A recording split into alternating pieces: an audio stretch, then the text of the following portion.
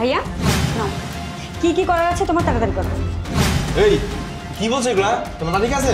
হ্যাঁ মাথা ঠিক আছে, আমি তো তোমাকে সুযোগ দিচ্ছি, দেখো অন্যটা ফেলে দিলাম, এখন তুমি আমার সাথে যা ইচ্ছে তাই করতে পারো। এই থাম, আমি তোর বড় ভাই লাগি, তোর বাবার সমতুল্য আমি, তাই না? আর তুই আমাকে এই সমস্ত বলতিস? হ্যাঁ আমি যা কিছু বলছি ভেবে চিন্তেই বলছি। তোমার না অনেক খাইশ, আসো খাইশটা মেটাও, অন্তত বাড়ির সম্মান বাড়িতেই থাকবে, বাইরে যাবে না। তুই তো আগে এরকম ছিলি না, এমন কি করেছিস না? শোনো ভাইয়া, এখন এত কথা আমি শুনতে চাচ্ছি না, এসে তোমার কি করার আছে করো। তুই তখন থেকে সে এক কথা বলে যাচ্ছিস আমার, তুই তো আগে এমন ছিলি না। কি হয়েছে তোর বলতো, উল্টো পাল্টা কিছু খাইছস? আমি যা করছি একদম ঠিক করছি, আর আমি এরকম আগে ছিলাম না, কিন্তু এখন হয়েছি। কেন হয়েছি সেটা তো একবার ভাবো না, কেন হয়েছিটা কেন সেটা একবারও ভাবছো, একবারও চিন্তা করেছো যে আমার বোনটা হঠাৎ করে কেন এত পরিবর্তন হয়েছে? শুধুমাত্র তোমার জন্য।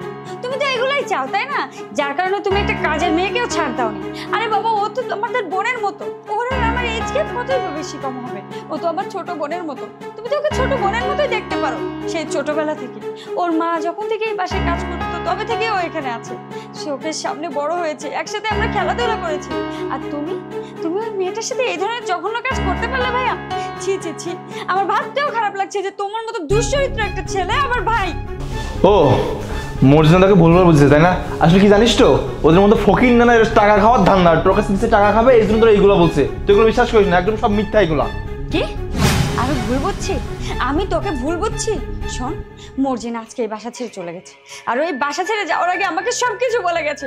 তুই ওর মতো একটা মেয়ের সঙ্গে ছি ছি ছি ছি। আরে বাবা, ও তো আমাদের বোনের মতো তাই না? আজকে যদি ওর জায়গায় আমি থাকতাম তাহলে তুমি পারতে এই কাজটা করতে? অবশ্যই তুমি পারতে, তোমাকে আবার কি জিজ্ঞাসা করছি।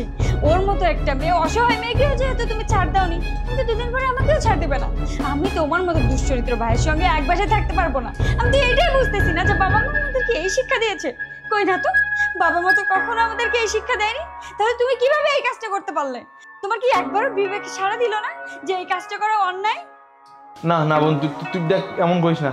আসলে তুই বুঝতে পারতিস আমার কি দোষ বল? আমি বাইরে থাকতাম, সেখানকার কালচারটা তো এমনই। আর তাছাড়া বাসায় সারাক্ষণ থাকি, আমি কোথায় কি করে ফেলেছি, তুই প্লিজ আমার মাফ করে দে। নেক্সট টাইম কখনো এরকম ভুল হবে না। থামো, ক্ষমা। আর তোমাকে, তোমার মতো নোংরা মানসিকতার একজন মানুষকে আমি কখনোই ক্ষমা করব না। আমি যেটা ঠিক করেছি আমি সেটাই করব। তোমার সাথে এক ছাদের নিচে আমি কখনোই থাকতে পারবো না, না হলে দুদিন পরে দেখতে পারবো মর্জিনা থেকে ভয়ঙ্কর অবস্থা তুমি আমার করে দিয়েছো। দেখো ভাইয়া, তোমার সাথে এই ছাদের নিচে আর একটা সেকেন্ডও আমি থাকতে পারবো না। আমি আজকেই হোস্টেলে চলে যাব। তোমার এই ফালতু অজুহাত আমি শুনতে চাই না। তোমার সঙ্গে আমি এক ছাদের নিচে থাকতে পারবো না, মানে পারবো না। না হলে দেখা যাবে দুদিন পরে মর্জিনার থেকেও বাজে অবস্থা আমার হয়েছে। আই হেট ইউ ভাইয়া, আই হেট ইউ। এই সুব্রত শোন, যাস না। আরে কি হলো রে? এটা আমি কি করলাম? নিজের অজান্তে আমার বোনটাকে এত কষ্ট দিতে পারলাম। আবেগের বশতে মেয়েটার জীবনটা এবার শেষ করে দিলাম। আল্লাহ, যাই হোক, আমার কিছু একটা করতে হবে।